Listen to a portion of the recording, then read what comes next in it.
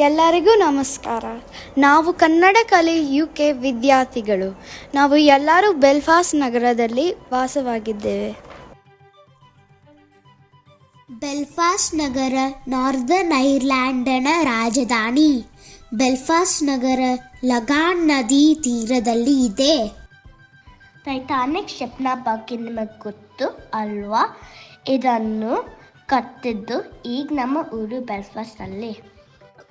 ಇವತ್ತು ನಾವು ಕನ್ನಡ ಕಲೆ ಮಕ್ಕಳು ಬೆಲ್ಫಾಸ್ಟ್ನ ಟೈಟಾನಿಕ್ ಕಟ್ಟಿದ ಸ್ಥಳಕ್ಕೆ ಹೊರಟಿದ್ದೀವಿ. ನಮ್ಮೊಂದಿಗೆ ನೀವು ಬರ್ತೀರಾ? ಟೈಟಾನಿಕ್ ಮ್ಯೂಸಿಯಂ ಹೋಗುವ ದಾರಿಯಲ್ಲಿ ಮೆರಿಟೈಮ್ ನೆನಪಿಸುವ ಸೌಂಡ್ಯಾರ್ಡ್ ಎಂಬುವ ಒಂದು ಜಾಗ ಇದೆ. ಇಲ್ಲಿ ನಮಗೆ ಆಡಲು ನಿಜಕ್ಕೂ ತುಂಬ ಖುಷಿ ಅನಿಸಿತು. ಟೈಟಾನಿಕ್ ಹಡಗು ಕಟ್ಟಿದ್ದು 1911ರಲ್ಲಿ. ಜಗತ್ತಿನಲ್ಲಿ ಎಂದೂ ಮುಳುಗದ ಹಡಗು ಎಂದು ಪ್ರಸಿದ್ಧವಾಗಿದ್ದ ಟೈಟಾನಿಕ್ 1912 ಏಪ್ರಿಲ್ 15ರಂದು 1500 ಪ್ರಯಾಣಿಕರೊಂದಿಗೆ ಅಟ್ಲಾಂಟಿಕ್ ಸಾಗರದಲ್ಲಿ ಮುಳುಗಿ ಹೋಯಿತು. ಟೈಟಾನಿಕ್ ಎಂಬುದು ಐರಿಷ್ ಜನರಿಗೆ ಬರೀ ಹಡಗಲ್ಲ, ಅದು ಅವರ ಮನೆಮಗಳು.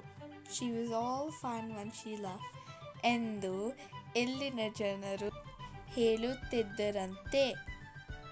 ಟೈಟಾನಿಕ್ ಹಡಗಿನ ನೆನಪಿಗಾಗಿ ಬೆಲ್ಫಾಸ್ಟ್ನಲ್ಲಿ ಒಂದು ಚಂದವಾದ ಮ್ಯೂಸಿಯಂನ ಕಟ್ಟಿದ್ದಾರೆ. ನೋಡಲು ಹಡಗಿನಂತೆ ಕಾಣುವ ಈ ದೊಡ್ಡ ಕಟ್ಟಡವನ್ನು 2012ರಲ್ಲಿ ತೆರೆಯಲಾಯಿತು. RMS ಟೈಟಾನಿಕ್ ಕಟ್ಟುವಾಗ ದೇಶದಲ್ಲಿ ಇದ್ದ ಸಾಮಾಜಿಕ ಆರ್ಥಿಕ ಸ್ಥಿತಿಗಳು ಕುರಿತು ಈ ಹಡಗನ್ನು ಕಟ್ಟುವ ರೀತಿ ಶಿಪ್ ಯಾರ್ಡ್, ಟೈಟಾನಿಕ್ ಹಡಗಿನ ಆಮಂತ್ರಣ ಪತ್ರಿಕೆ ಮತ್ತು ಹಲವು ವಸ್ತುಗಳನ್ನು ಈ ಮ್ಯೂಸಿಯಂನಲ್ಲಿ ನೋಡಬಹುದು. ಕಟ್ಟಡದ ಸುತ್ತಲೂ ಇರುವ ಸುದ್ದಿ ಚಿತ್ರ, ನಕಾಶೆ, ವಿವರಣೆಗಳನ್ನು ನಾವೆಲ್ಲರೂ ಆಸಕ್ತಿಯಿಂದ ಓದುತ್ತಾ ಇನ್ನಷ್ಟು ವಿಷಯಗಳನ್ನು ತಿಳಿದುಕೊಂಡೆವು. ಮ್ಯೂಸಿಯಂ ಹಿಂಭಾಗದಲ್ಲಿ ಟೈಟಾನಿಕ್ ಶಿಪ್ ಅನ್ನೋ ಒಂದು ಜಾಗ ಇದೆ. ಅಲ್ಲಿ ಟೈಟಾನಿಕ್ ಹಡಗಿನಲ್ಲಿ ಮುಳುಗಿದ್ದವರ ಹೆಸರು ಮತ್ತೆ ಕಟ್ಟುವಾಗ ಶ್ರಮಿಸಿದ ಕಾರ್ಮಿಕರ ಹೆಸರು ಬರೆದಿದೆ. ಹಾಗೆ ನಾವು ಮುಂದೆ ಹೋದರೆ ಇಲ್ಲಿ ಒಂದು ಲೈಟ್ ಹೌಸ್ ಕೂಡ ಇದೆ. ಈ ಲೈಟ್ ಹೌಸ್ ಕಟ್ಟಿದ್ದು 330 years ಹಿಂದೆ ಅಂತ ಬೋರ್ಡ್ ಓದಿ ಗೊತ್ತಾಯಿತು. ಸ್ಯಾಮ್ಸಂಗ್ ಮತ್ತು ಗೋಲೆತ್ ಎಂಬ ಶಿಪ್ ತಯಾರಿಸುವ ಕ್ರೇನ್ಗಳನ್ನು ಅತಿ ಹತ್ತಿರದಿಂದ ನೋಡಿ ತುಂಬ ಖುಷಿಯಾಯಿತು.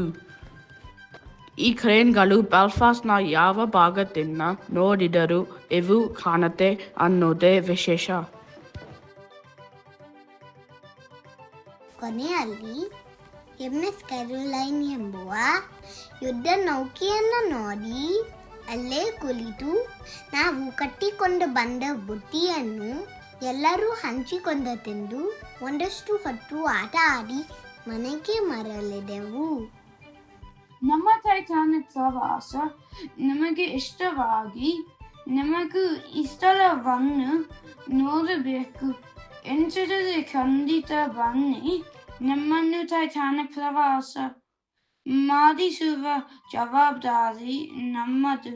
ಈ ವಿಡಿಯೋ ನೋಡಿದ ತಮಗೆ ಮತ್ತು ಇದನ್ನು ತಯಾರು ಮಾಡಲು ನಮ್ಮನ್ನು ಸಿದ್ಧಪಡಿಸಿದ ಕನ್ನಡ ಕಲೆ ಶಿಕ್ಷಕಿ ರೇಖಾ ಅವರಿಗೆ ಮತ್ತು ಎಲ್ಲ ಪಾಲಕರಿಗೆ ಧನ್ಯವಾದಗಳು.